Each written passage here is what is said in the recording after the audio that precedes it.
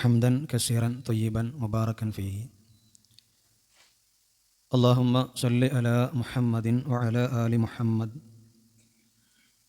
كما صليت على إبراهيم وعلى آل إبراهيم إنك حميد مجيد.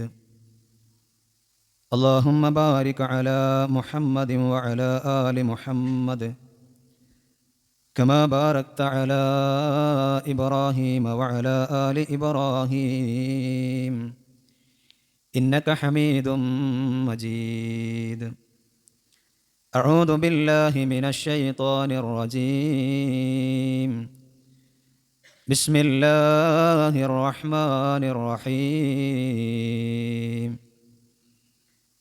يا أيها الذين آمنوا اتقوا الله حق تقاته ولا تموتن إلا وأنتم مسلمون.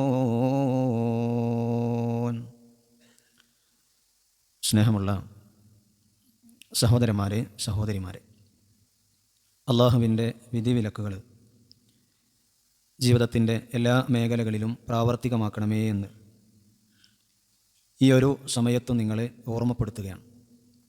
അള്ളാഹു സുബ്ഹാനഹു വ തആല അവൻ്റെ വിധിവിലക്കുകൾ ജീവിതത്തിൽ പകർത്തി ജീവിക്കുന്ന യഥാർത്ഥ നല്ല ദാസന്മാരുടെ കൂട്ടത്തിൽ അള്ളാഹു നമ്മെ എല്ലാവരെയും ഉൾപ്പെടുത്തി അനുഗ്രഹിക്കുമാറാകട്ടെ. പരിശുദ്ധ റമദാൻ നമ്മളിൽ നിന്ന് വിട ചോദിക്കുകയാണ്. വിരലിൽ എണ്ണാമാത്രമുള്ള ദിനങ്ങൾ മാത്രം ബാക്കി നിൽക്കുന്ന ഈ സമയത്ത് നമ്മൾ ഓരോരുത്തരും മനസ്സിലാക്കേണ്ടത്, കൊഴിഞ്ഞുപോയ ഒരു സെക്കൻഡ് പോലും നമുക്ക് തിരിച്ചു കിട്ടുകയില്ല എന്ന് ദൃഢവിശ്വാസമുള്ള നമ്മെ സംബന്ധിച്ചിടത്തോളം കിട്ടിയ സെക്കൻഡുകളും മണിക്കൂറുകളും ഉപയോഗപ്പെടുത്തുക എന്നുള്ളതാണ് ഇത്തരം സമയത്ത് നമ്മൾ ശ്രദ്ധിക്കേണ്ടത്. നമ്മുടെ മുമ്പിൽ കിട്ടിയത് ഒരു അവസരമാണ്. അവസരം നമ്മെ കാത്തിരിക്കുകയില്ല.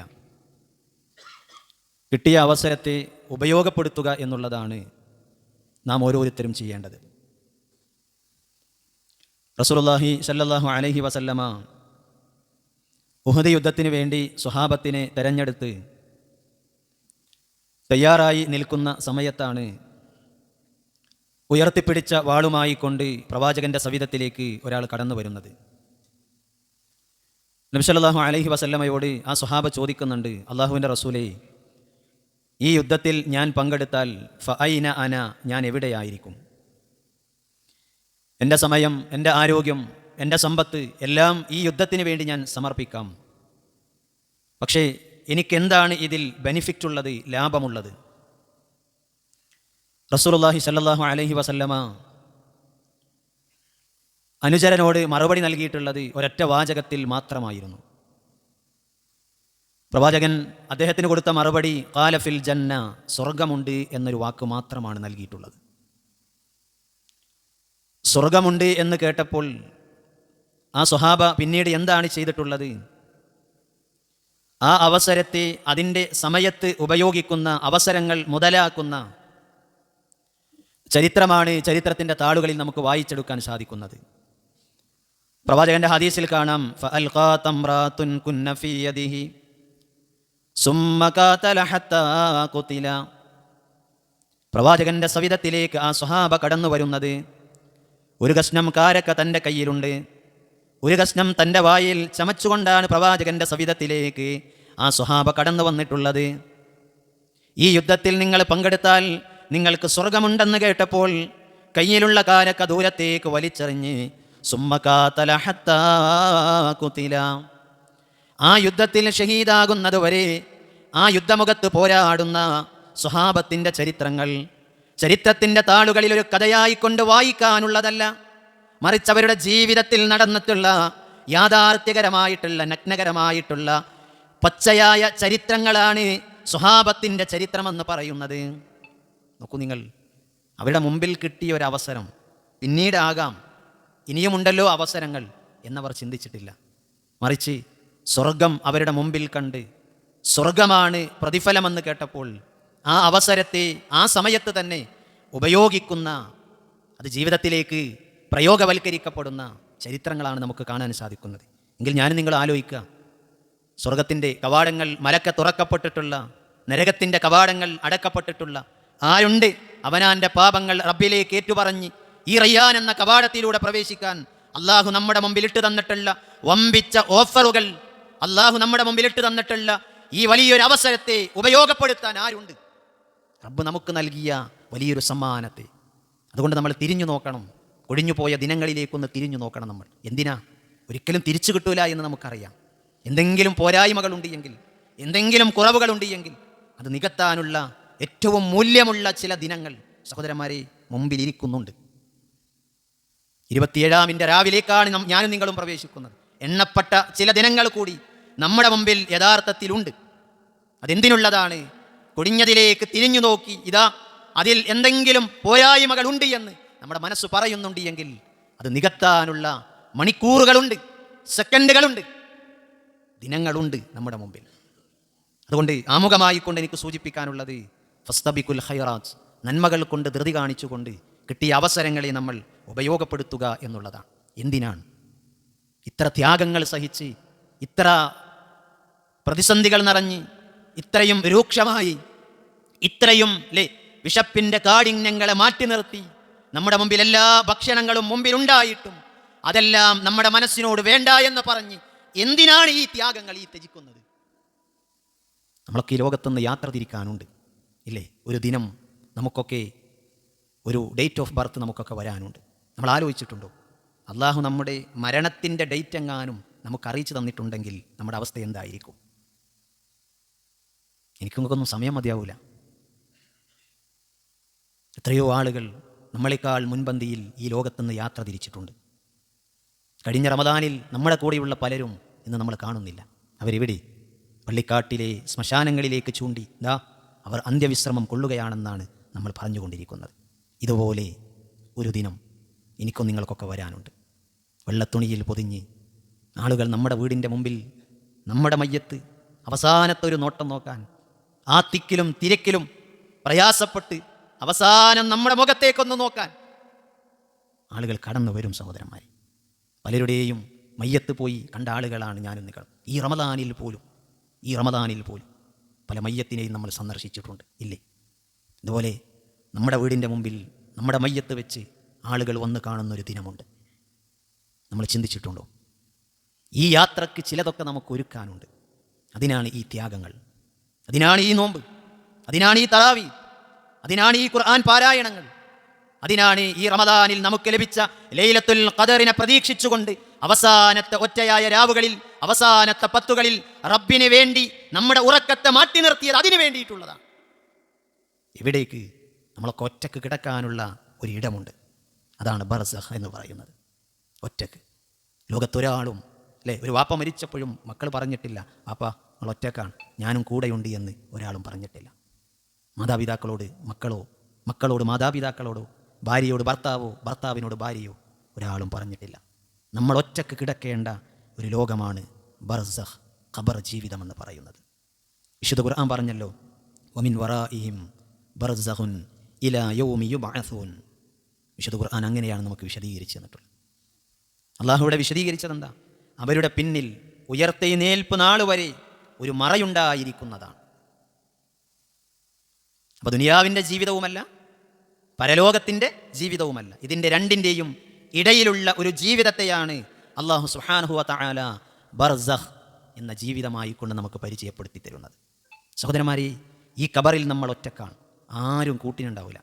പക്ഷെ ആ ഖബറിൽ നമുക്ക് കൂട്ടുകാരനായി, അത്താണിയായി, അവിടെ രക്ഷയായി, അവിടെ ശിക്ഷയായി കൊണ്ട് നമുക്ക് കൂട്ടിനുണ്ടാകുന്നത് നമ്മൾ ദുനിയാവിൽ ചെയ്ത പ്രവർത്തനങ്ങൾ മാത്രമാണ്.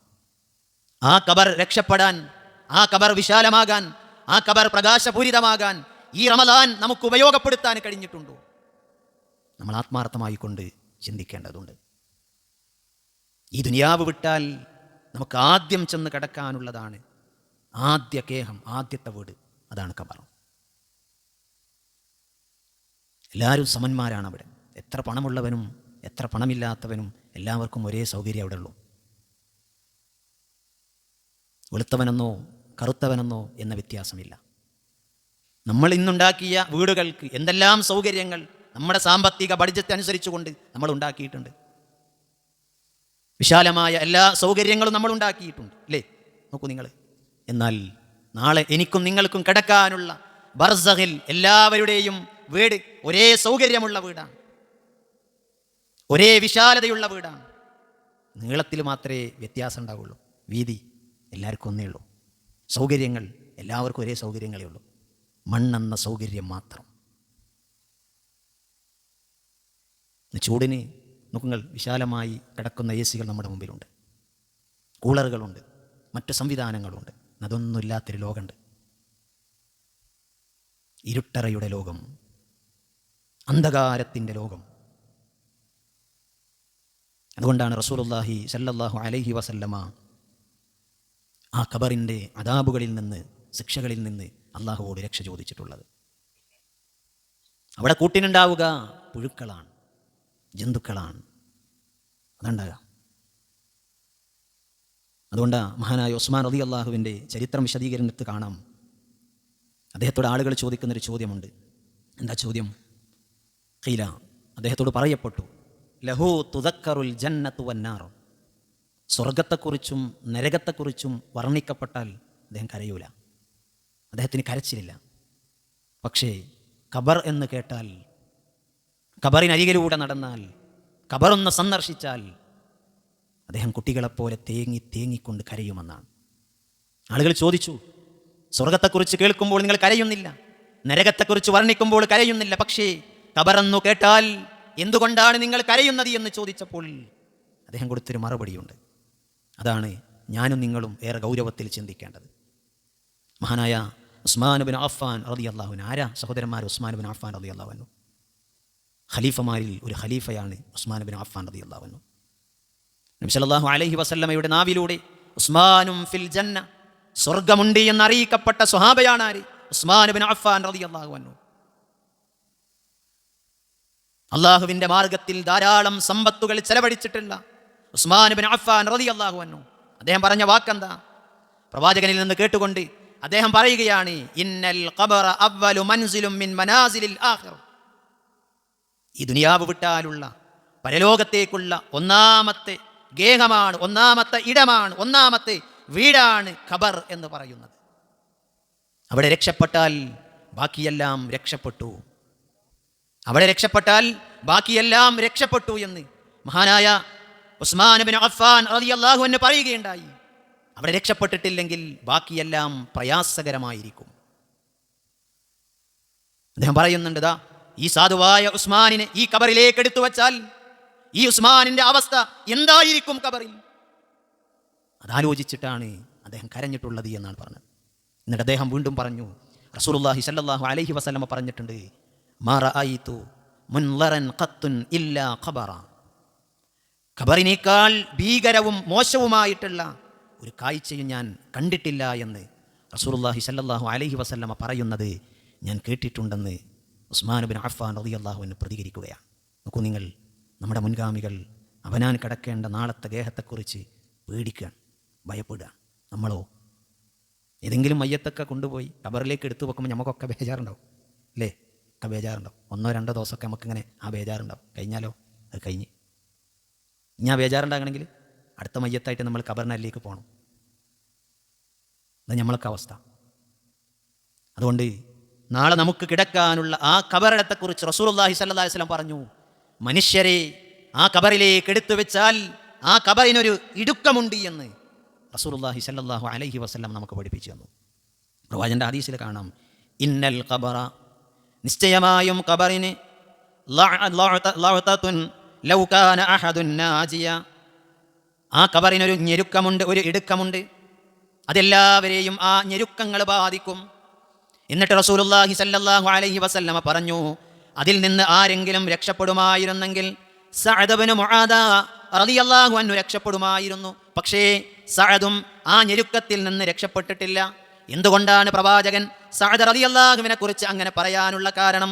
ഉമർ റളിയല്ലാഹു അൻഹു അദ്ദേഹത്തെക്കുറിച്ച് പറയുന്നുണ്ട്, അദ്ദേഹത്തിൻ്റെ മരണത്തിൽ സിംഹാസനങ്ങൾ വിറച്ചിട്ടുണ്ട്, ആകാശങ്ങളിൽ ആകാശത്തിൻ്റെ കവാടങ്ങൾ മലക്ക തുറക്കപ്പെട്ടിട്ടുണ്ട്. 70,000 മാലാകമാർ അദ്ദേഹത്തിന് വേണ്ടി സാക്ഷ്യം വഹിച്ചിട്ടുണ്ട്. എന്നിട്ട് പോലും സഅദിനെ ആ കബറിലേക്ക് വെച്ചപ്പോൾ ആ സഅദിനെയും ആ കബറൊന്ന് ഞെരുക്കിയിട്ടുണ്ട്, ഇടുക്കിയിട്ടുണ്ട്. റസൂലുള്ളാഹി സ്വല്ലല്ലാഹു അലൈഹി വസല്ലം നമുക്ക് പഠിപ്പിച്ചു തരാം. നമ്മൾ ആലോചിക്കുക, വീതിയില്ലാത്ത, സൗകര്യങ്ങളില്ലാത്ത, എല്ലാവർക്കും ഒരേ സൗകര്യങ്ങളുള്ള ആ ഖബർ നമ്മളെ കൊണ്ടൊന്ന് ഞെരുക്കിയാലുള്ള അവസ്ഥ എന്തായിരിക്കും? അള്ളാഹു അതിൻ്റെ എല്ലാ അദാബുകളിൽ നിന്ന് നമ്മളെ കാത്തുരക്ഷിക്കുമാറാകട്ടെ. യഥാർത്ഥ വിശ്വാസവും അത് ഉൾക്കൊണ്ടുകൊണ്ട് ജീവിക്കുകയും ചെയ്യുന്ന ആളുകൾക്ക് മാത്രമാണ് ഖബറിൽ നമുക്ക് വിശാലത ഉണ്ടാകാമെന്ന് റസൂലുള്ളാഹി സ്വല്ലല്ലാഹു അലൈഹി വസല്ലം പഠിപ്പിച്ചു തന്നിട്ടുള്ളത്. ഖബർ വിശാലമാകണേ എന്ന് നമ്മളൊക്കെ സാധാരണ രീതിയിൽ പ്രാർത്ഥിക്കാറുണ്ട്, അല്ലേ? ആർക്കാ വിശാലത കൊടുക്കുക? എല്ലാവർക്കും കൊടുക്കൂല. നബി സല്ലല്ലാഹു അലൈഹി വസല്ലമയുടെ ഹദീസിൽ നമുക്ക് കാണാൻ സാധിക്കും. അനസ് ബിൻ മാലിക് റളിയല്ലാഹു അൻഹു റിപ്പോർട്ടിന്റെ ഹദീസിൽ കാണാം, ഒരു അടിമയെ നമ്മൾ ഖബറിലേക്ക് എടുത്തു വെച്ച് 3 പൊടി മണ്ണിട്ട് അല്ലാഹുമ്മ സബ്ബിത്തുഹു ഇൻദ സുആൽ, അല്ലേ, തസ്ബീത്ത് നടത്തി നമ്മൾ തിരിഞ്ഞു പോന്നാൽ അവിടെ ചില മലക്കുകൾ അയാളുടെ അടുക്കിലേക്ക് കടന്നു വരും. ആ ഖബറിൽ ആ മനുഷ്യനോട് ചില ചോദ്യങ്ങളുണ്ട്. നബി സല്ലല്ലാഹു അലൈഹി വസല്ലമ പറഞ്ഞു, നിന്റെ റബ്ബാരാണെന്ന്, നിന്റെ ദീനേതാണെന്ന്, ഇങ്ങനത്തെ ചോദ്യങ്ങളെല്ലാം അവനോട് ചോദിക്കുമെന്നുള്ളതാണ്. വിശ്വാസികൾ കൃത്യമായി ഉത്തരങ്ങൾ നൽകുമെന്നും അള്ളാഹുവിനെ ഭയപ്പെട്ടുകൊണ്ട് ജീവിക്കാത്ത അവിശ്വാസികൾ ലാതിരി, അറിയൂല എന്ന സംസാരങ്ങൾ, അട്ടഹാസങ്ങൾ മാത്രമാണ് ഉണ്ടാവുക എന്നുള്ളതാണ്. വിശ്വാസികൾക്ക് അള്ളാഹു ഖബറുകളിൽ വെച്ച് സ്വർഗവും നരകവും കാണിക്കുമെന്നുള്ളതാണ്. ആദ്യം കാണിച്ചു കൊടുക്കുക, നരക കാണിച്ചു കൊടുക്കുക വിശ്വാസികൾക്ക്. എന്തിനാ? അള്ളാഹു പറയും, ദാ എന്നെ ആരാധിച്ച് എന്നിൽ യഥാർത്ഥ വിശ്വാസങ്ങൾ ഉൾക്കൊണ്ട് തഖ്വയാർന്ന ജീവിതങ്ങൾ നീ നയിച്ചിട്ടില്ല എങ്കിൽ ഈ കത്തിയാടുന്ന നരകാഗ്നിയിലേക്ക് നീ പ്രവേശിക്കേണ്ടി വരുമെന്ന് അവന് താക്കീത് നൽകിക്കൊണ്ടാണ് പിന്നീടാണ് സ്വർഗത്തിൻ്റെ വാതിലുകൾ തുറക്കപ്പെട്ട് ആ സ്വർഗത്തിൻ്റെ ആസ്വാദനങ്ങൾ ആസ്വദിച്ചുകൊണ്ട് വിശ്വാസികൾ ഖബറിൽ കഴിഞ്ഞുകൂടുക എന്നുള്ളതാണ്. അങ്ങനെയുള്ള വിശ്വാസികളുടെ ഖബറുകളെ അള്ളാഹു എന്താക്കും? ഒന്ന് വിശാലമാക്കി കൊടുക്കുമെന്ന് റസൂലുള്ളാഹി സ്വല്ലല്ലാഹു അലൈഹി വസല്ലം നമുക്ക് പഠിപ്പിച്ചു തന്നു. എന്നാൽ അള്ളാഹുവിനെ സൂക്ഷിച്ച് ജീവിക്കാത്ത ആളുകൾക്ക് അള്ളാഹു സുബ്ഹാനഹു വ തആല ചോദിക്കുന്ന, അല്ലെങ്കിൽ മലക്കുകൾ ചോദിക്കുന്ന ചോദ്യങ്ങൾക്ക് ഉത്തരം പറയാൻ കഴിയാതെ അവർക്ക് അള്ളാഹു ആദ്യം കാണിച്ചു കൊടുക്കുക ഖബറിൽ സ്വർഗമാണ് അവർക്ക് കാണിച്ചു കൊടുക്കുക. അവനോട് പറയും, ഇതാ അള്ളാഹുവിനെ സൂക്ഷിച്ച് ജീവിച്ചിട്ടുണ്ടെങ്കിൽ ഈ അനുഗ്രഹങ്ങളുടെ പറുദീസയായിട്ടുള്ള സ്വർഗത്തിൽ നിനക്ക് പ്രവേശിക്കാമായിരുന്നു. പക്ഷെ അവൻ്റെ മുമ്പിൽ, അല്ലേ, നരകത്തെ പ്രദർശിപ്പിച്ചുകൊണ്ട് അന്ത്യനാൾ സംഭവിക്കുന്നത് വരെ ഇതിൻ്റെ ശിക്ഷകൾ അനുഭവിച്ചുകൊണ്ട് ഇവിടെ കഴിയേണ്ടി വരുമെന്ന് അവനോട് പറയുമെന്നുള്ളതാണ് റസൂലുള്ളാഹി സ്വല്ലല്ലാഹു അലൈഹി വസല്ലം നമുക്ക് വിശദീകരിച്ചു തന്നിട്ടുള്ളത്. വിശ്വാസിയുടെ ഖബർ എത്ര വിശാലമാക്കി കൊടുക്കും? ഹദീസിൽ നമുക്ക് കാണാം, 70 മുഴം അള്ളാഹു വിശാലമാക്കി കൊടുക്കുമെന്നുള്ളതാണ്. അള്ളാഹു അത്തരത്തിലുള്ള ആളുകളിൽ നമ്മൾ ഉൾപ്പെടുത്തി അനുഗ്രഹിക്കുമാറാകട്ടെ. നമ്മൾ ആലോചിക്കുക സഹോദരന്മാരെ, ഖബറിൽ എന്തെല്ലാം ശിക്ഷകളുണ്ട്. നബി സല്ലല്ലാഹു അലൈഹി വസല്ലം പറഞ്ഞല്ലോ, മിത്രത്തക്ക് എന്ന വടിയുമായി കൊണ്ട്, ദണ്ടുമായി കൊണ്ട് മലക്കുകൾ വരും. മിത്രത്തക്ക് എന്ന ദണ്ട്, ആ ദണ്ടിനെക്കുറിച്ച് പ്രവാചകൻ പറഞ്ഞെന്താ നിങ്ങൾ? അതെങ്ങാനും ഒരു ശക്തമായ പാറയിലേക്ക് അടിച്ചാൽ, നമ്മുടെ നാട്ടിലൊക്കെ പാറ, കോറി, അല്ലേ, അതൊക്കെ പൊട്ടിക്കണേ എങ്ങനെ നമുക്കറിയാം. അത് ഹോൾസ് ഉണ്ടാക്കി വലിയ കരിമരുന്നുകൾ കയറ്റി അതന്നെ ഒരു ഭാഗം അടർന്നു പോകും, പിന്നെ അടുത്തത്, ഇങ്ങനെ എത്ര പ്രയാസപ്പെട്ടിട്ടാണ് പൊട്ടിച്ചുണ്ടാക്കുന്നത്. എന്നാൽ ഈ മിത്രത്തക്ക് എന്ന വടി കൊണ്ട് ഒന്ന് വെറുതെ നമ്മളൊന്ന് വെറുതെ അങ്ങനെ തൂണ്ടാറിയല്ലോ, ഒന്ന് തൂണ്ടിയാൽ മതി, അത് ഛിന്ന ഭിന്നമായി കൊണ്ട് മാറണം. എങ്കിൽ നഊദുബില്ല, മനുഷ്യ ശരീരത്തിലേക്ക് അതുകൊണ്ടൊന്ന് തൂണ്ടിയാൽ അത്ര പാറയുടെ കട്ടി നമ്മുടെ ശരീരത്തിനുണ്ടോ? അത്ര ബലം, അല്ലേ? ആ കരിമ്പാറകൾക്കുള്ള ബലം പോലെ നമ്മുടെ ശരീരത്തിന് ബലങ്ങളുണ്ടോ? ഖബറിൽ അല്ലാഹു ശിക്ഷിക്കപ്പെടുന്ന രംഗത്തെക്കുറിച്ച് റസൂലുള്ളാഹി സ്വല്ലല്ലാഹു അലൈഹി വസല്ലം നമുക്ക് വിശദീകരിച്ചു തന്നു. ഖബറിലേക്ക് എടുത്തു വെച്ച മനുഷ്യന്റെ ചോദ്യങ്ങൾ കഴിഞ്ഞാൽ അവൻ്റെ അടുക്കലേക്ക് 2 ആളുകൾ കടന്നു വരും. 2 ആളുകൾ വിശ്വാസിയുടെ അടുക്കലേക്ക് നല്ല പ്രസന്ന മുഖങ്ങളുള്ള, വെളുത്തതായിട്ടുള്ള, വലിയ സൗന്ദര്യമുള്ള, ജീവിതത്തിൽ ഇന്നേ വരെ അത്തരത്തിലുള്ള സൗന്ദര്യമുള്ള ഒരാളെ ജീവിതത്തിൽ ഇന്നേ വരെ നമ്മൾ കണ്ടിട്ടില്ല. അങ്ങനത്തെ സുന്ദരനായിട്ടുള്ള മനുഷ്യനെ കാണുമ്പോൾ നമ്മൾ ചോദിക്കും, മൻ അന, നീ ആരാണ്? സന്തോഷത്തോടു കൂടി വിശ്വാസി ചോദിക്കും. അവൻ പറയും, അന അമലുക, ഞാൻ നിൻ്റെ അമലാണെന്ന്. ഇതുപോലെ അവിശ്വാസിയുടെ അടുക്കലേക്കും വിരൂപനായിട്ടുള്ളൊരു മനുഷ്യൻ കടന്നു വരും. കണ്ടാൽ തന്നെ നമുക്കെന്താ, അങ്ങനെ പേടിച്ച് വിറക്കും. നമ്മൾ പേടിച്ച് വിറച്ച അവിശ്വാസി ചോദിക്കും, മൻ അന, നീ ആരാണ്? അവനോട് പറയപ്പെടും, അന അമലുക, ഞാൻ നിൻ്റെ അമലാണ് എന്ന്. സഹോദരന്മാരെ, സന്തോഷിക്കാൻ അല്ലേ, വെളുത്ത പ്രസന്ന മുഖമായിട്ടുള്ള സൗന്ദര്യമുള്ള ആ മാലാകമാർ, ആ മനുഷ്യർ നമ്മുടെ അരികിലേക്ക് വരാൻ, ആ ഖബറിൽ രക്ഷപ്പെടാൻ നമ്മളെ കയ്യിലൊക്കെ എന്താ ഉള്ളത്? ശരിക്കാലോചിച്ചുകൂടി. നമ്മളൊക്കെ ഇങ്ങനെ ചിന്തിക്കണം എന്താ കാര്യങ്ങൾ? 26 നോമ്പ് അതുണ്ട് അല്ലേ, ഓതിയ കുറേ ഖുർആനുണ്ട്, കൊടുത്ത കുറേ സ്വതക്കുണ്ട്, നിന്ന് നമസ്കരിച്ച കുറേ തറാവിയുണ്ട്. നമ്മളൊക്കെ ചിന്തിക്കണം അങ്ങനെ അല്ലേ? 5 നേരത്തെ നിസ്കാരം നമസ്കരിച്ചാൽ നമുക്കൊക്കെ ഒരു വല്ലാത്ത നിർവൃതിയാണ്. നിസ്കാരമുണ്ട് എങ്കിൽ ആലോചിക്കുക, നമ്മുടെ മുൻഗാമികൾ ഇതൊക്കെ ചെയ്തിട്ടും അവരെ ഭയപ്പെടുത്തിയത് എന്താ കാര്യങ്ങൾ? ഇതൊക്കെ പടച്ചോൻ സ്വീകരിക്കുമോ എന്നുള്ളൊരു ഭയപ്പാടായിരുന്നു. നമ്മൾ 2 ചെയ്യുമ്പോഴത്തേക്ക് നമ്മളെന്തോ സംഭവമായിട്ടാണ് നടക്കണേ. ആലോചിക്കുക നിങ്ങൾ.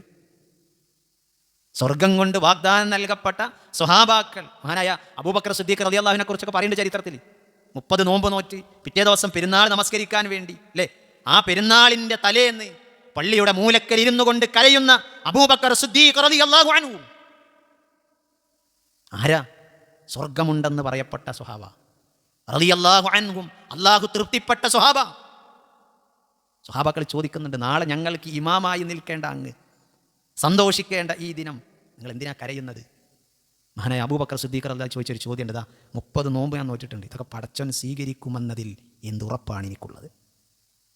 പെരുന്നാളിൻ്റെ തലേന്ന് സ്വഹാബാക്കൾ ചിന്തിച്ചു.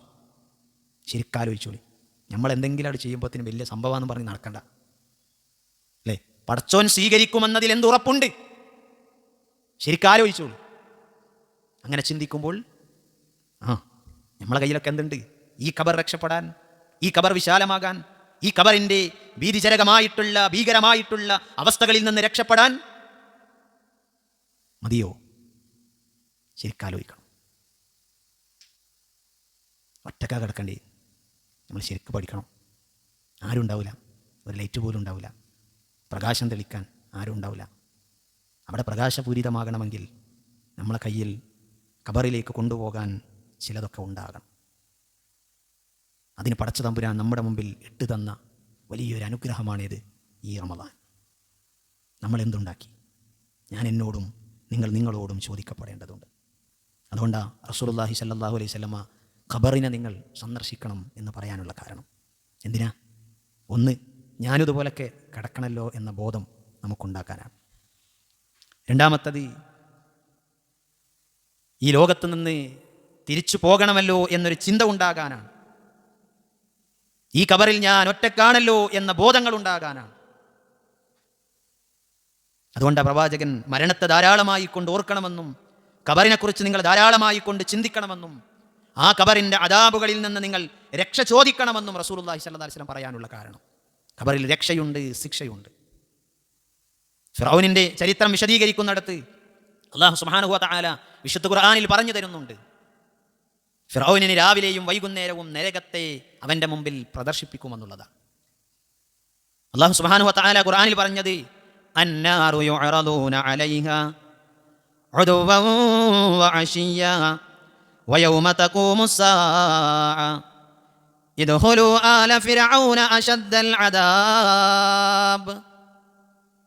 ഞാനാണ് റബ്ബെന്ന് അഹങ്കാരം നടിച്ചുകൊണ്ട്, അന റബ്ബുക്കുമുൽ അഅ്ലാ എന്ന വലിയ വാദങ്ങൾ നടത്തിക്കൊണ്ട് അഹങ്കാരത്തിൻ്റെ ഉത്തുംഗതയിലൂടെ ജീവിച്ച ആ ഫിർഔനിനെ നാളെ, അല്ലെങ്കിൽ ആ ഫിർഔനിനെ ഖബറിൽ വെച്ച് രാവിലെയും വൈകുന്നേരവും അവൻ്റെ മുമ്പിൽ നരകത്തെ അല്ലാഹു അവൻ്റെ മുമ്പിൽ കാണിക്കപ്പെടും, പ്രദർശിപ്പിക്കപ്പെടും.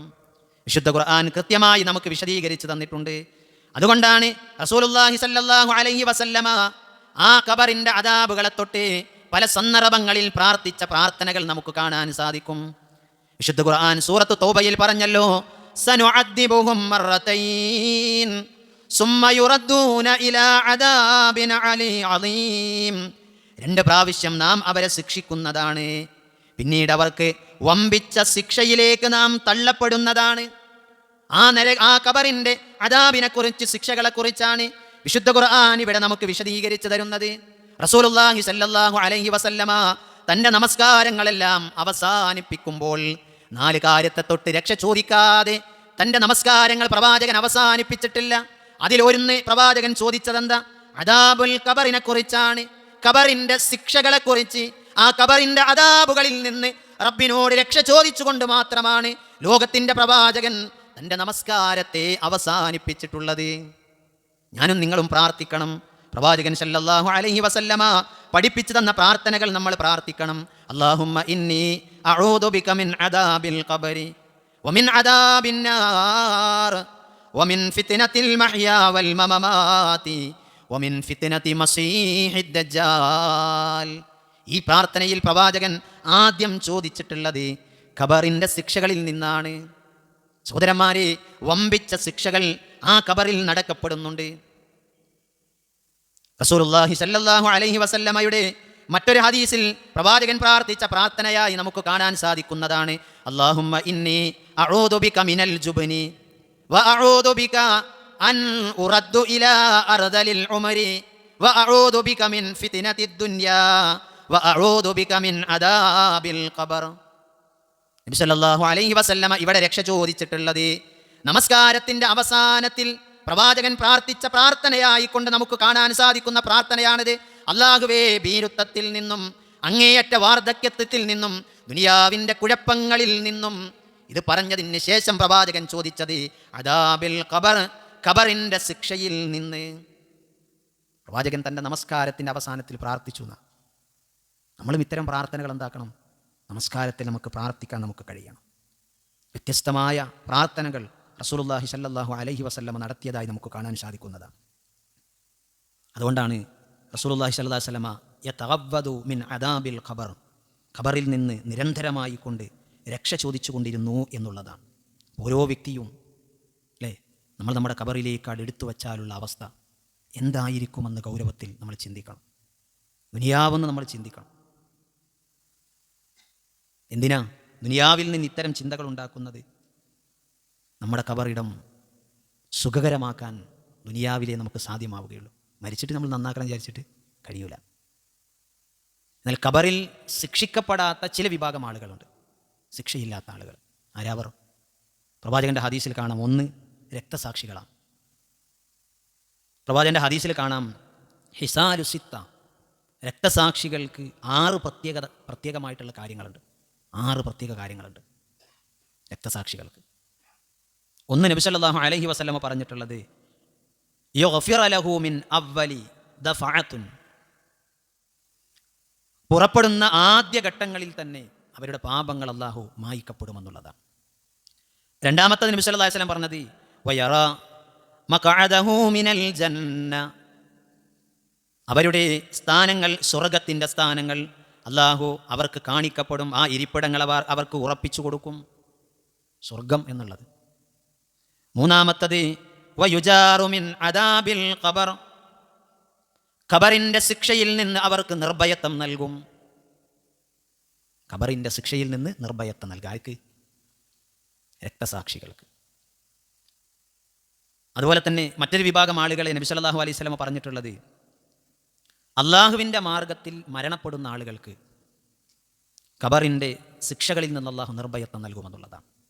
അള്ളാഹുവിൻ്റെ മാർഗത്തിൽ ജീവിച്ചുകൊണ്ട് മരിക്കുന്ന ആളുകൾ നമുക്ക് സാധിക്കണം. പടച്ചോൻ്റെ നിയമങ്ങൾ പാലിച്ച് പടച്ചോനു വേണ്ടി ജീവിതത്തെ സമർപ്പിച്ചുകൊണ്ട് ലോകത്തുനിന്ന് മരണപ്പെടാൻ കഴിയണം. അള്ളാഹു അതിന് നമുക്ക് തൗഫീക്ക് നൽകി അനുഗ്രഹിക്കുമാറാകട്ടെ.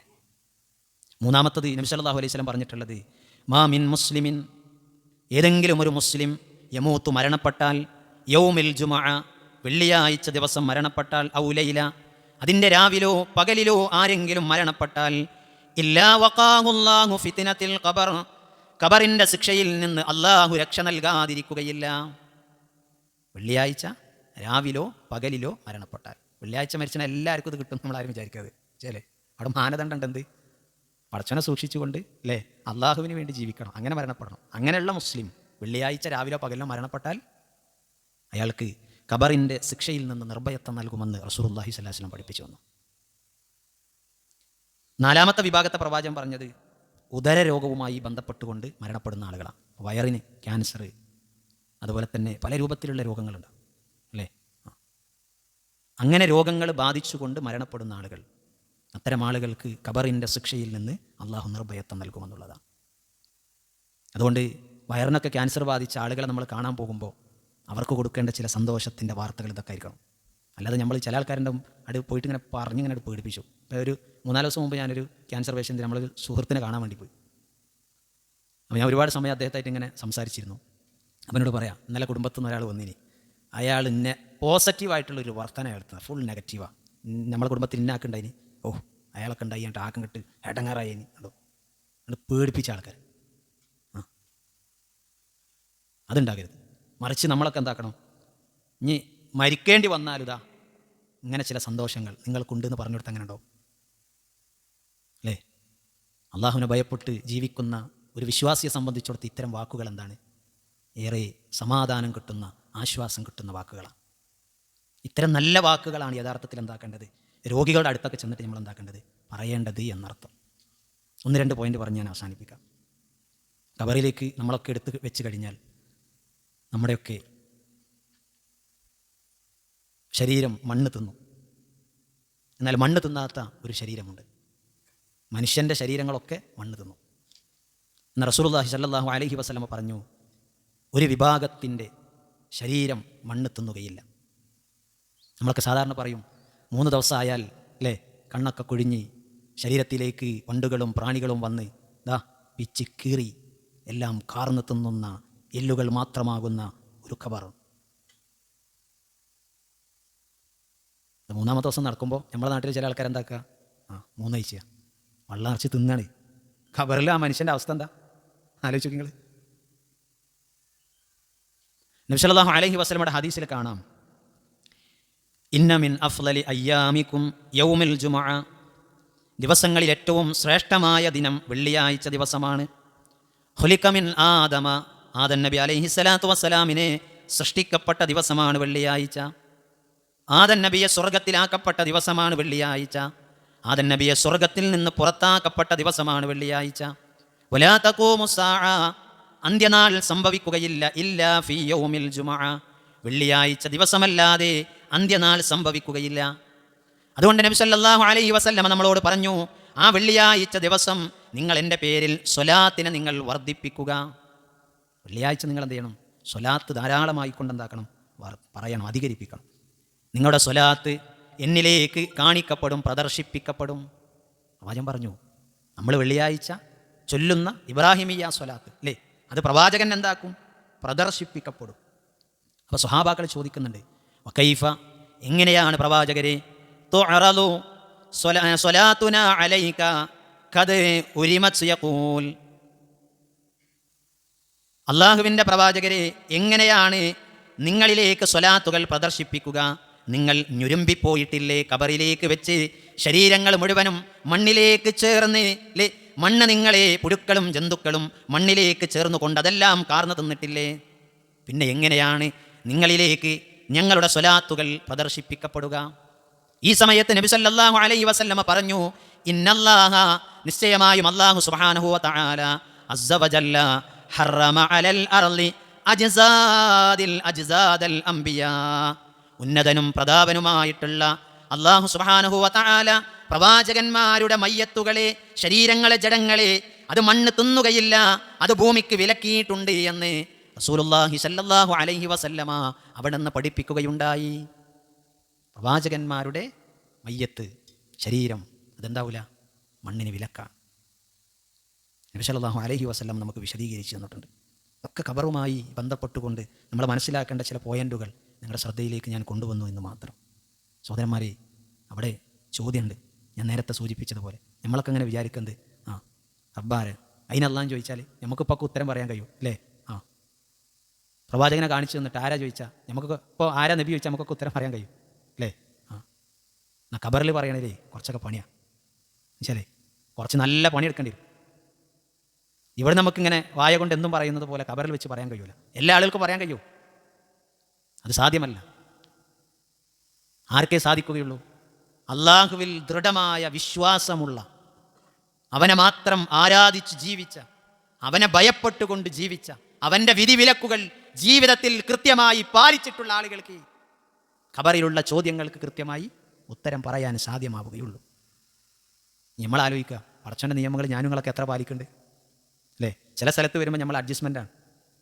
ചില സ്ഥലത്ത് വരുമ്പോഴേ നമുക്കൊക്കെ അഡ്ജസ്റ്റ്മെൻറ്റാണ്. വീട്ടിൽ കല്യാണം ഉണ്ടാകുമ്പോൾ അതൊക്കെ മക്കളെ പണിയാണ്. കണ്ടോ, 2 പടക്കാട് പൊട്ടുമ്പോൾ, അനിസ്ലാമികരമായിട്ടുള്ള ഗാനമേള വരുമ്പോൾ നമ്മളെന്താ പറയാം പാപ്പമാർ, ഞാനിതൊന്നും അറിയില്ല കേട്ടോ, അതൊക്കെ ഓൻ്റെ ഫ്രണ്ട്സിൻ്റെ പണിയാണ്, ഓല പണിയാണ്. കണ്ടോ, കഴിച്ചില്ലാവെന്ന് വിചാരിക്കണ്ട. എന്നുവെച്ചാലേ ചോദ്യമുണ്ട്, പരലോകത്ത് ചോദ്യമുണ്ട്, ഉത്തരം പറയേണ്ടി വരും. പടച്ചോൻ്റെ നിയമങ്ങൾ ജീവിതത്തിൽ ഞാൻ നിങ്ങളൊക്കെ എത്ര സൂക്ഷ്മതയോടുകൂടി പാലിക്കുന്നുണ്ട് എന്ന് ഗൗരവത്തിൽ ചിന്തിച്ചോളി. അതുകൊണ്ട് കിട്ടിയ അവസരം, റമദാനിൻ്റെ അവസാനത്തെ 10 ജീവിക്കാൻ അവസരം കിട്ടിയ ആൾക്കാരാണ് ഞാൻ നിങ്ങളും. അതിലെ ലൈലത്തുൽ ഖദറിൻ്റെ ഒറ്റപ്പെട്ട 2 നമ്മളെ മുമ്പിലുള്ളൂ. ബാക്കിയുള്ളതൊക്കെ പടച്ചോൻ്റെ അനുഗ്രഹത്താൽ അതിൽ ജീവിക്കാൻ ആരോഗ്യം നമുക്ക് പടച്ചോൻ തന്നു, ദീർഘായുസ് തന്നു പടച്ചോൻ. അതിനെ പ്രതീക്ഷിച്ചിരിക്കാനുള്ള രാവുകൾ നമ്മുടെ മുമ്പിൽ പടച്ച തമ്പുരാൻ ഇട്ടു തന്നു സഹോദരന്മാരെ. അത് ഉപയോഗപ്പെടുത്തിയിട്ട് നമ്മുടെ ഖബറിലേക്കുള്ള ചില വിഭവങ്ങൾ ഉണ്ടാക്കിയിട്ടുണ്ടോ? നമ്മൾ കൊണ്ടുപോകാൻ എന്താ ഉള്ളത്? ദുനിയാവെന്ന് കൊണ്ടുപോകാൻ എന്താ ഉള്ളത്? റസൂലുള്ളാഹി സ്വല്ലല്ലാഹി അലൈഹി വസല്ലം ഒരിക്കൽ പറഞ്ഞല്ലോ, ഒരാൾ മരിച്ചാൽ 3 കാര്യങ്ങളെ അയാളെ പിന്തുടരുക. 3 കാര്യങ്ങൾ മരിച്ചു കഴിഞ്ഞാൽ. ഒന്ന്, നമ്മളെ ആൾക്കാരാണ്. മരിച്ചു കഴിഞ്ഞാൽ നമ്മളെ മയ്യത്തിൻ്റെ ചുറ്റിൽ ആരുണ്ടാവും? ആൾക്കാരുണ്ടാവും, കൂട്ടുകാരുണ്ടാവും, കുടുംബക്കാരുണ്ടാവും, അല്ലേ? വീടിൻ്റെ മുമ്പിലുണ്ട്, ബാക്കിലുണ്ട്, സൈഡിലുണ്ട്, മയ്യത്തിന് ചുറ്റിലുണ്ട്. മയ്യത്ത് കൊണ്ടുപോകുമ്പോൾ കൂടെ ഉണ്ട്, നമസ്കരിക്കുമ്പോൾ കൂടെ ഉണ്ട്, എല്ലാവരും ഉണ്ട്. രണ്ടാമത്തത് നമ്മുടെ ധനം ഉണ്ടാവും. മരിച്ച ഉടനെ നമ്മളെ വീട്ടിൽ ആരോ വീതം വെക്കൂല. അങ്ങനത്തെ ഒരു സാഹചര്യം നമ്മളെ വീട്ടിലുള്ളത് ആണോ? അല്ല. മൂന്നാമത്തത് അമലാണ്, അമലും ഉണ്ടാവും. പ്രവാചകൻ പറഞ്ഞു ഇതിൽ 2 മടങ്ങും, 1 ബാക്കിയാവുള്ളൂ. 2 എപ്പോഴാണ് മടങ്ങുക? ഒരാൾ നമ്മൾ കുളിപ്പിച്ച് കഫൻ ചെയ്ത്, അല്ലേ, അയാൾക്ക് വേണ്ടി നമസ്കരിച്ച് കുത്തിവെക്കപ്പെട്ട കബറിലേക്ക് എടുത്തു വെച്ച് മീസാൻ കല്ലുകൾ കൊണ്ട് 3 പിടി മണ്ണിട്ട് മീസാൻ കല്ലുകൾ കൊണ്ട് മൂടിതാ നമ്മൾ പ്രാർത്ഥിക്കുന്നൊരു പ്രാർത്ഥന ഉണ്ട്. അല്ലാഹുമ്മ സബ്ബിതുഹു ഇൻദ സുആൽ, അല്ലാഹുമ്മ അൽഹിമുഹുൽ ജവാബ്, അല്ലാഹുമ്മ ജാഫിർ ഖബറ അൻ ജംബൈ, അല്ലാഹുമ്മ ഗഫിർ ലഹു വർഹംഹു. എത്ര ഹൃദയം പൊട്ടിയിട്ടാ ഞാനും നിങ്ങളും പ്രാർത്ഥിച്ചത്. ഉമ്മാൻ്റെ മയ്യത്ത് എടുത്തു വെച്ചപ്പോൾ, ഉപ്പാൻ്റെ മയ്യത്ത് എടുത്തു വെച്ചപ്പോൾ, മക്കളുടെ മയ്യത്ത് എടുത്തു വെച്ചപ്പോൾ, ഏറ്റവും പ്രിയതമൻ്റെ മയ്യത്ത് എടുത്തു വെച്ചപ്പോൾ, ഭാര്യയുടേത്, ഭർത്താവിൻ്റേത്, നമുക്ക് ഏറ്റവും ഇഷ്ടപ്പെട്ട ആളുടേത് എടുത്തു വെച്ചപ്പോൾ ഞാനും നിങ്ങളും എത്ര ഹൃദയങ്ങൾ പൊട്ടിയിട്ടാ ഈ വാക്കുകൾ ഞാനും നിങ്ങളും ഉച്ചരിച്ചിട്ടുള്ളത് ഇല്ലേ? ഉണ്ട് സഹോദരന്മാരെ. ആ ഖബറിൽ നമുക്കിണയായി, തുണയായി, കൂട്ടുകാരായിക്കൊണ്ട് ഉണ്ടാകുക. നമ്മളെ കൂട്ടുകുടുംബങ്ങളും നമ്മളെ സമ്പത്തൊക്കെ എന്താക്കും? എല്ലാവരും മടങ്ങും. അവസാനം ഉണ്ടാകുക എന്താ? വയബഖ അമലുഹു, നമ്മുടെ അമൽ മാത്രം, നമ്മുടെ അമൽ മാത്രമാണ്. അതുകൊണ്ട് ആലോചിക്കാം, ഒരൊറ്റ രാത്രി 83 വർഷത്തേക്കാൾ ഉത്തമമായിട്ടുള്ള രാത്രിയാണ്. ഒരു സെക്കൻഡ് 24 മണിക്കൂറിനേക്കാൾ ഉത്തമമായിട്ടുള്ളതാണ് ഒരു സെക്കൻഡ്. എങ്കിൽ ആലോചിക്കുക, പടച്ചോൻ നമ്മളെ മുമ്പിൽ ഇട്ട് തന്നിട്ട് ഉപയോഗിക്കേണ്ടതില്ലേ? ഈ ഖബറിലേക്ക് ചിലതുണ്ടാക്കേണ്ടതില്ലേ? ഈ ഖബർ നമുക്ക് രക്ഷപ്പെടുത്തേണ്ടതില്ലേ? ഈ ഖബറിൽ നമുക്ക് വിശാലത കിട്ടേണ്ടതില്ലേ? ഈ ഖബറിൽ നമുക്ക് വെളിച്ചമാകേണ്ടതില്ലേ? അതിനുവേണ്ടി നമ്മുടെ നമസ്കാരം ആയിട്ടുണ്ടോ? നമ്മുടെ നോമ്പ് ആയിട്ടുണ്ടോ? നമ്മുടെ സക്കാത്ത് ആയിട്ടുണ്ടോ? നമ്മുടെ ദാനധർമ്മങ്ങൾ ആയിട്ടുണ്ടോ? നമ്മുടെ ഖുർആൻ പാരായണങ്ങൾ മാറിയിട്ടുണ്ടോ? നമ്മളോട് ചോദിക്കാം. അവസരങ്ങൾ ഉപയോഗപ്പെടുത്തി റബ്ബിലേക്ക് നല്ല രൂപത്തിൽ മടങ്ങാൻ നാളെ ഖബറിലേക്ക് എടുത്തു വച്ചാൽ സ്വർഗത്തിൻ്റെ കവാടങ്ങൾ തുറക്കപ്പെട്ട് ആ അനുഗ്രഹങ്ങളുടെ പരദീസയുടെ സുഖങ്ങൾ ആസ്വദിച്ചുകൊണ്ട് ജീവിക്കാൻ അത്തരത്തിലുള്ള സത്യവിശ്വാസികൾ ഉൾപ്പെടാൻ നമ്മൾ ഓരോരുത്തരും പരിശ്രമിക്കുക. അല്ലാഹു സുബ്ഹാനഹു വ തആല നമുക്കെല്ലാവർക്കും അതിന് തൗഫീക്ക് നൽകി അനുഗ്രഹിക്കുമാറാകട്ടെ. നമ്മളിൽ നിന്ന് വന്നു പോയിട്ടുള്ള ചെറുതും വലുതുമായിട്ടുള്ള എല്ലാ തെറ്റുകുറ്റങ്ങളും അല്ലാഹു വിട്ടുപുറത്ത് മാപ്പാക്കി തരുമാറാകട്ടെ. ഒരു കൂട്ടരെ സ്വർഗത്തിലേക്കും മറ്റൊരു കൂട്ടരെ നരകത്തിലേക്കും വേർതിരിക്കുന്ന സമയത്ത് സ്വർഗത്തിലേക്ക് വേർതിരിക്കുന്ന ആളുകളിൽ അല്ലാഹു നമ്മെ എല്ലാവരെയും ഉൾപ്പെടുത്തി അനുഗ്രഹിക്കുമാറാകട്ടെ. ഖബറിൻ്റെ എല്ലാ അദാബുകളിൽ നിന്ന് അല്ലാഹു നമ്മെ കാത്തു രക്ഷിക്കുമാറാകട്ടെ. ഖബറിൻ്റെ എല്ലാ ശിക്ഷകളിൽ നിന്ന് അല്ലാഹു നമ്മെ കാത്തു രക്ഷിക്കുമാറാകട്ടെ. അല്ലാഹു സുബ്ഹാനഹു വ തആല പ്രകാശപൂരിതമായിട്ടുള്ള ഖബർ വിശാലമാക്കുന്ന സ്വർഗത്തെ കണ്ടുകൊണ്ട് കിടക്കുന്ന ഖബറുകളാക്കിക്കൊണ്ട് അല്ലാഹു നമ്മുടെ ഇതൊക്കെ മാറ്റുമാറാകട്ടെ. അല്ലാഹു സുബ്ഹാനഹു വ തആല രോഗങ്ങൾ കൊണ്ട് പ്രയാസപ്പെടുന്ന ആളുകളുടെ രോഗത്തെ അല്ലാഹു സുഖപ്പെടുത്തുമാറാകട്ടെ. അല്ലാഹുടെ വേദനകൾക്ക് ശമനം നൽകുമാറാകട്ടെ. പൂർണ്ണ ആരോഗ്യവും ദീർഘായുസ്സും അല്ലാഹു അവർക്കും നമുക്കൊക്കെ നൽകി അനുഗ്രഹിക്കുമാറാകട്ടെ. മാരകമായ രോഗത്തെ തൊട്ട് അല്ലാഹു നമ്മെല്ലാവരെയും കാത്തു രക്ഷിക്കുമാറാകട്ടെ. പരിശുദ്ധ റമദാനിൽ നമ്മൾ ചെയ്തിട്ടുള്ള എല്ലാ പ്രവർത്തനങ്ങളും സ്വാലിഹായ അമലായിക്കൊണ്ട് അല്ലാഹു നമ്മളിൽ നിന്നും സ്വീകരിക്കുമാറാകട്ടെ. നമ്മൾ നോറ്റിട്ടുള്ള നോമ്പുകൾ, നിന്ന് നമസ്കരിച്ചിട്ടുള്ള തറാവിയുകൾ ഈമാനോടും ഇഹ്തിസാബോടുകൂടിയുള്ള പ്രവർത്തനമാക്കിക്കൊണ്ട് അല്ലാഹു മാറ്റുമാറാകട്ടെ. റിയാൻ എന്ന കവാടത്തിലൂടെ പ്രവേശിക്കുന്ന നോമ്പുകാരിൽ അല്ലാഹു നമ്മെല്ലാവരെയും ഉൾപ്പെടുത്തി അനുഗ്രഹിക്കുമാറാകട്ടെ. അല്ലാഹു സുബ്ഹാനഹു വ തആല പരിശുദ്ധ റമദാനിൽ നമ്മൾ ചെയ്തിട്ടുള്ള എല്ലാ പ്രവർത്തനങ്ങളും സ്വാലിഹായ അമലായിക്കൊണ്ട് സ്വീകരിച്ച് അവൻ്റെ ജന്നാത്തുൽ ഫിർദൗസിൽ ഒരുമിച്ച് കൂട്ടുന്ന ആളുകളിൽ അള്ളാഹു നമ്മെ എല്ലാവരെയും ഉൾപ്പെടുത്തി അനുഗ്രഹിക്കുമാറാകട്ടെ. ഇരുത്തവും പഠിത്തമൊക്കെ സ്വാലിഹായ അമലായിക്കൊണ്ട് സ്വീകരിക്കുമാറാകട്ടെ. ഒരു ചെറിയ കാര്യം നിങ്ങളോട് സൂചിപ്പിക്കുകയാണ്. ഞാൻ വരുന്നത് മുക്കത്താണ് വരുന്നത്. എല്ലാ വർഷവും നമുക്ക് ഇവിടെ നിന്നൊരു മദ്രസയ്ക്ക് വേണ്ടിയിട്ടുള്ളൊരു കളക്ഷൻ ഇവിടെ നടക്കാറുണ്ട്. മുക്കം ടൗണിൽ 100ഓളം വിദ്യാർത്ഥികൾ പഠിക്കുന്ന ഒരു സ്ഥാപനമുണ്ട്. സ്വന്തമായി നമുക്കൊരു കെട്ടിടങ്ങളൊന്നുമില്ല. സ്വന്തമായിട്ട് കുട്ടികളിൽ നിന്ന് ഫീസ് എടുത്ത് റമദാനിൽ ഇതുപോലെ കളക്ഷൻ എടുത്തിട്ടാണ് ആ സ്ഥാപനം ഇന്ന് നടന്നുകൊണ്ടിരിക്കുന്നത്. കുട്ടികൾക്ക് ദീൻ പഠിക്കാൻ, മതം പഠിക്കാൻ, നമസ്കാരം പഠിക്കാൻ, ഖുർആനിൻ്റെ ഓത്തുകൾ പഠിക്കാൻ വലിയ ഒരു സ്ഥാപനമാണ് യഥാർത്ഥത്തിൽ അൽ ഹിക്മ മദ്രസ എന്ന് പറയുന്നത്. ഓരോ വർഷവും നമുക്ക് വലിയ സാമ്പത്തിക പ്രയാസങ്ങൾ അതിനുണ്ട്. അതൊക്കെ നമ്മൾ നികത്താറുള്ളത് ഇത്തരം റമദാനിലുള്ള കളക്ഷനിൽ മാത്രമാണ്. നിങ്ങളെല്ലാവരും എന്താക്കണം, അതിലേക്ക് ഉദാരമായി കൊണ്ട് നമ്മൾ സംഭാവന ചെയ്യാം. സഹോദരന്മാരെ, പോക്കറ്റിലുള്ളത് നമ്മൾ മാറ്റി നിർത്തേണ്ട. ഇന്നട് മരിച്ചാൽ അതിന് അവകാശികൾ വേറായി. ഇന്നട് കൊടുത്താൽ നമ്മളെ ഖബർക്ക ഉണ്ടാവും. നബി സല്ലല്ലാഹു അലൈഹി വസല്ലമ അവസാനത്തെ 10 കാറ്റ് വീശുന്നത് പോലെ ദാനധർമ്മം കൊടുത്തു. നബി പ്രവാചകൻ സല്ലല്ലാഹു അലൈഹി വസല്ലമ വലിയ സമ്പത്തുള്ള ആളൊന്നല്ല, ആണോ? അല്ല. മാസങ്ങളോളം വീട്ടിൽ പുക പൊന്തിയിട്ടില്ല എന്നാ. എന്നിട്ടും പ്രവാചകൻ റമദാനിൽ എന്താ ഇത് കാറ്റ് വീശുന്നത് പോലെ ദാനം കൊടുത്തു. എന്നങ്ങനെ പറഞ്ഞാൽ ഉള്ളതൊക്കെ ആര് ചോദിച്ചു വന്നാൽ ഇല്ല എന്ന് പറഞ്ഞിട്ടില്ല, അല്ലേ? ഉള്ളതൊക്കെ നബി സല്ലല്ലാഹു അലൈഹി വസല്ലമ ഇതാക്കി എടുത്തു കൊടുത്തു. ഒന്നും ബാക്കി വെച്ചിട്ടില്ല. ആടിനെ അറുത്തപ്പോൾ എല്ലാം കൊടുത്തു. ആയിഷ റളിയല്ലാഹു അൻഹ ചോദിച്ചു, എന്താ ബാക്കിയുള്ളത്? ഇനിയിപ്പോൾ പാഴ്സൊക്കെ നമ്മൾ സാധാരണ പറയില്ല, പാഴ്സൊക്കെ ഉണ്ടെന്ന്. അതൊക്കെ ഉള്ളൂന്ന്. ഒക്കെ പോയി റസൂലേന്ന്. പ്രവാചകൻ പറഞ്ഞു, എല്ലാം പോയില്ല, ഒക്കെ കിട്ടിയെന്ന് പറഞ്ഞു. നാളെ പരലോകത്ത് കിട്ടും. ചില അള്ളാഹു നമുക്ക് നൽകിയ ഒരു ഔദാര്യമാണ്, അനുഗ്രഹമാണ് സമ്പത്ത് എന്ന് പറഞ്ഞ്. പടച്ചോൻ ചോദിക്കാൻ അള്ളാഹുവിൻ്റെ ദീനിന് വേണ്ടി, ആ ദീൻ പഠിപ്പിക്കാൻ, ആ ദീൻ ആളുകളിലേക്ക് എത്തിക്കാൻ, അതിന് വേണ്ടിയിട്ട് പടച്ചോൻ ചോദിക്കാൻ ആരുണ്ട് കൊടുക്കാൻ? അള്ളാഹു ചോദിക്കുന്നു, അല്ലേ? നമ്മളിതാന്ന് പറഞ്ഞു നിൽക്കണ്ട. പടച്ചോൻ കൂടുതൽ നൽകണമെങ്കിൽ നമ്മൾ കൂടുതൽ എന്താക്കണം? കൊടുത്തുകൊണ്ടേയിരിക്കണം. പോക്കറ്റിലിട്ടാൽ അതെന്താക്കില്ല, വളരൂല. പിന്നെന്താക്കണം? പടച്ചോൻ്റെ മാർഗ്ഗത്തിൽ നമ്മൾ കൂടുതൽ കൊടുക്കുമ്പോഴേ അത് കൂടുതൽ പടച്ചോൻ തരുള്ളൂ. അള്ളാഹുവിൻ്റെ ഖജനാവ് കാലിയല്ല, അത് വിശാലമാണ്. കൊടുക്കുന്നവർക്ക് പടച്ചോൻ എന്താക്കും? കൊടുത്തുകൊണ്ടേയിരിക്കും. കൊടുക്കുന്ന മനുഷ്യന് വേണ്ടി മലക്കുകൾ പ്രാർത്ഥിക്കും, പടച്ചോനെ, അല്ലേ? അയാൾക്ക് വേണ്ടി ഇസ്തിഗ്ഫാറിന്, പാപമോചനത്തിന്, പദവികൾക്ക് ഒക്കെ വേണ്ടിക്കൊണ്ട് പ്രാർത്ഥിക്കുമെന്നുള്ളതാണ്. കൊടുക്കാത്തവനോ നശിക്കട്ടെ, നാശമുണ്ടാകട്ടെ എന്ന് മാലാഖമാർ പ്രാർത്ഥിക്കുമെന്നുള്ളതാണ്.